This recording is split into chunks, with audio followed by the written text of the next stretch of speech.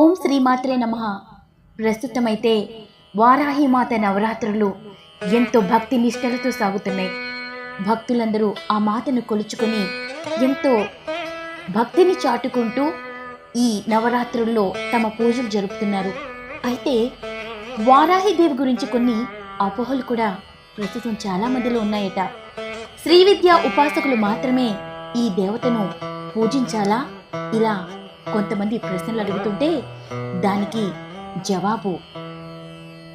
సంబంధించిన మంత్రము ఉపాసన తెలుసుకోవాలి, లేకపోతే ఉగ్రదేవత కనుక బెడిసి కొడుతుంది, ఇలా కొంతమంది అంటున్నారు.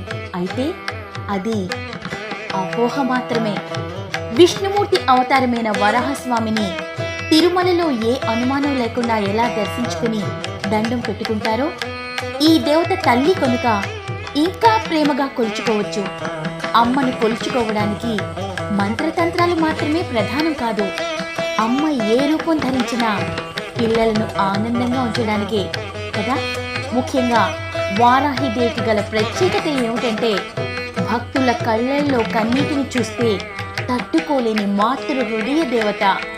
పురావస్తు త్రవ్వకాల్లో పలు చోట్ల పసిబిడ్డను ఒడిలో లాలిస్తున్న వారాహిదేవి ప్రతిమలు బయటపడ్డాయి. కనుక ఫ్రెండ్స్, అందరూ కూడా ఆ వారాహి మాతను ఏ అనుమానం లేకుండా మన మనసులో ఆ తల్లి పట్ల నిజమైన భక్తి విశ్వాసాలతో ప్రేమతో ఒక అమ్మని కొలిచినట్లుగా అమ్మని కొలిస్తే మనం ఈ నవరాత్రుల్లో ఆ తల్లి అనుగ్రహం సంపూర్ణంగా పొందొచ్చు.